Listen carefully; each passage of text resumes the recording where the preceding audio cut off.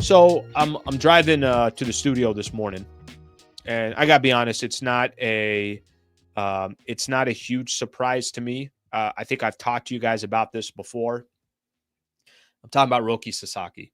I'm driving in this morning, and I am in San Diego right now. Last week or so, I was in LA, but I'm in San Diego this morning, and I'm driving in, and there's a local sports radio station out here, 97.3 The Fan, which is the home of the Padres.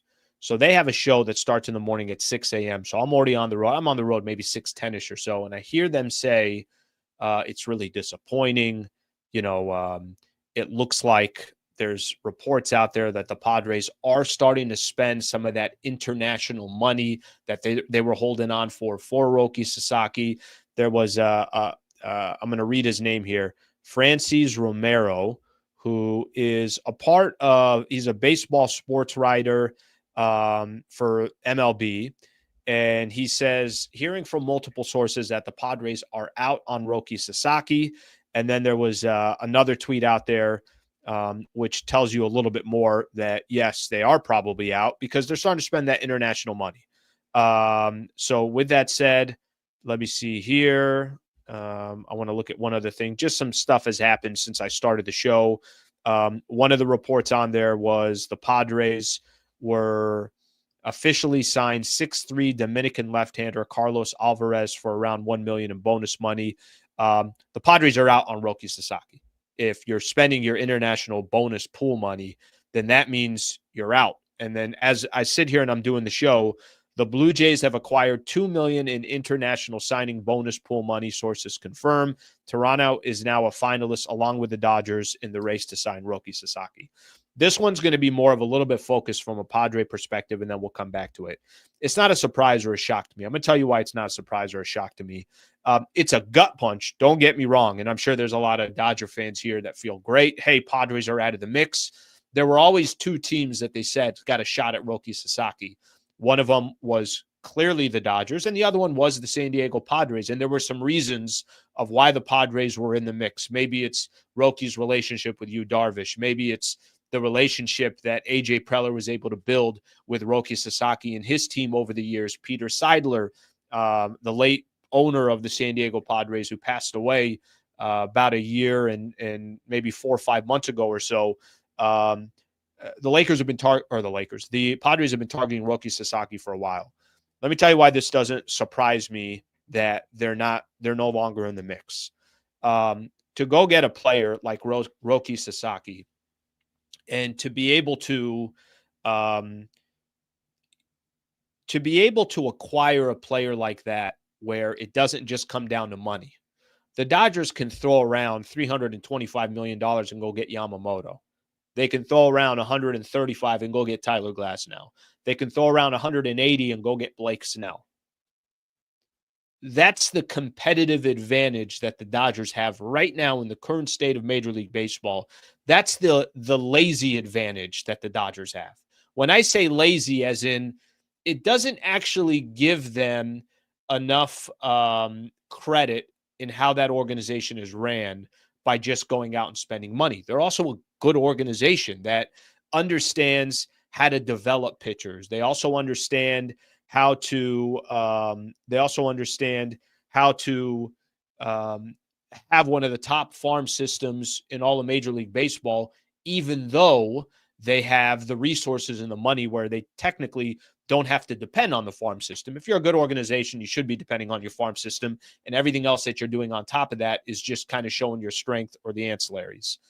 When you're competing, and listen, maybe Toronto's still in the mix, but I know some of the reports earlier that were out there, it didn't sound like Roki Sasaki wanted to go out on the East Coast. So, how much that's going to have into play. Toronto is basically as far away from Japan as you can get. I don't think that Toronto's really in play, but maybe they are. Maybe we're all wrong, and he signs with the Toronto Blue Jays. But if you're the San Diego Padres and you're going up against the Los Angeles Dodgers for Roki Sasaki, you got to have your shit together. And what makes you think in this offseason that the Padres have had their shit together? And unfortunately, and I told you guys this, it hurts me to say this, it's a gut punch. I want to see the city where I'm from win their first freaking World Series and bring a championship to a very underrated fan base out here in San Diego that's been disrespected so many different times with bad ownership. Um, you got to have your stuff together. You're not going up against the Arizona Diamondbacks or the Colorado Rockies or the San Francisco Giants or name any other team out there. As of right now, the Dodgers are not even just the team in baseball. They're the team in sports that everybody's looking at. It's like, Jesus, Lord, can they make a bad move? Can they make some wrong moves? By the way, they have. It's not like they've been perfect every time, but you can cover up bad moves with the Dodgers because there's so many other things that they've been able to do or been able to accomplish. But look at the two franchises. The Dodgers win a World Series. They re-sign a lot of, a bunch of key players like Teoscar Hernandez. Tommy Edman gets a deal. They go out there and they sign Blake Snell, a two-time Cy Young Award winner. Hae-Sung Kim, I don't know that much about, but that's the Korean player that they brought in as well, and they traded Gavin Lux to give him some opportunities. They're going to have a bunch of players that are coming back, and they can really, really put Roki in a position where they have a six-man rotation. We already know the staff, right? That probably part of the reason why they went out there and said, well, let's go pay $180 million for Blake Snell. Well, not only do we get Blake Snell, it also gives us another talking point to try to bring Roki Sasaki here, because they're not going to be depending on Roki in his first year where, hey, the season's on the line. Roki's got to go pitch 30 times, 35 times a year, or whatever the case is.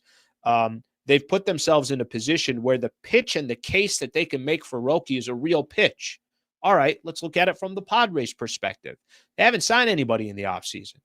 The biggest story that's come with the Padres in this offseason are the owners suing each other.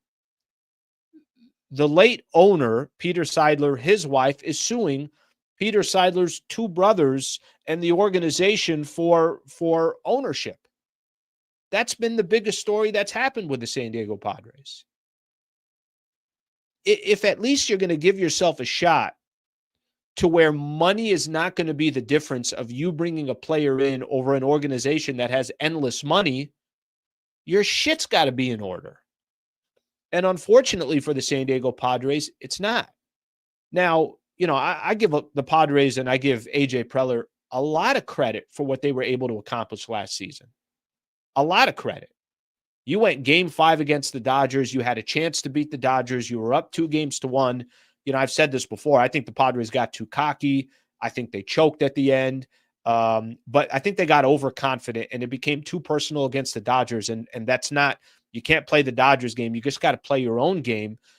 They weren't able to accomplish that. They weren't able to cash in. They weren't able, and who knows, maybe they would have lost to the Mets or they would have got to the World Series and lost to the Yankees. I don't have a crystal ball here. I can't tell you what the future would have been, but instead of the Padres building off of what they did last year and everything seeming like it's heading in the right direction, and it looks like, hey, yes, the Dodgers have Shohei and they have this player and that player, but look what we've done this offseason. Look at the moves that we've made this offseason. By the way, look how aligned our ownership is of where the franchise is going. Can't make that case. So it's a disappointing morning for me, but it's not a surprise to me. If you're going up, the Dodgers are that white-collar corporation where their I's are dotted, their T's are crossed. It doesn't feel like they make that many mistakes.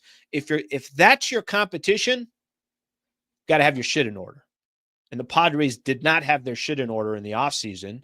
And maybe that had something to do with Roki signing with the Padres. Maybe it didn't. Maybe he was always going to be a Los Angeles Dodger like most people felt. Hell, the agent of Roki Sasaki had to come out at some point and say, I can't believe that, you guys don't trust me, that no, the deal is not already done with the Dodgers. Maybe it was already done months ago and they just couldn't make this announcement. And I know it's not official yet. Toronto's still in the mix. But if you're going to give yourself a shot, your papers got to be in order.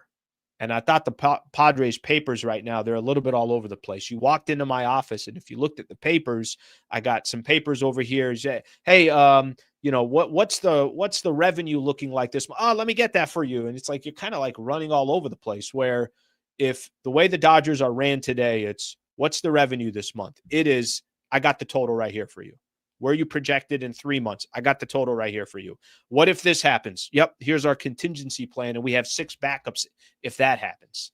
So I just think from an organization perspective, you were going up against an organization that you have to look as close to perfect against. And if you don't, and you just give the Dodgers a little bit of a cushion, an angle of this, that, they're going to take advantage of it. And like I said, if you're looking right now around all of baseball, not even just baseball, if you look at sports right now, the Dodgers are sitting there and they got their TV deal in order. They are taking advantage of a system that is, deferring money and then being able to spend that money on other players to take advantage of baseball system. They got a fan base that will churn 50,000 fans every single game. They're putting revenue back in. They have a Guggenheim Group that's worth over $350 billion that is doing business just completely different. So with all that being said, the Padres being out of the mix for Roki Sasaki, I did think it was kind of a little bit more of a Hail Mary, and I don't think Hail Marys are a good game plan. You might get a Hail Mary every now and then, but I don't think it's a good game plan. The only thing that I will say, too, which kind of sucks in all of this, I do think for baseball, it was good what was being built between the Padres and the Dodgers. 2 SoCal teams, 2 hours apart. I can tell you right now, Padres definitely are not fans of the Los Angeles Dodgers. And I think there was kind of a growing Dodger fan base that's like, yeah, well, you know what? We don't like the Padres. Even if their rival is the Giants, 3 of the last 5 years, these 2 teams have faced each other in the playoffs. Fox was running all these promos when the playoffs were about to start. Manny Machado, and it's, Shohei, and it's this, Dodgers, Padres, West Coast. I felt like that was a good rivalry. Well, now you got 2 organizations going in completely different directions. So unfortunately for my squad, not going in the direction that I was hoping for. So there's my breakdown of Roki and him not potentially going to San Diego. Look, he's not going to San Diego. So that part's done. So now the question is going to be, will he actually go to Toronto? No, he's going to go to the Dodgers. All right, if you enjoyed this clip and you want more, just subscribe to the channel. Monday through Friday, 8 a.m. to 9 a.m. is the Sliwa Show. And then after every Lakers game, post-game show right here.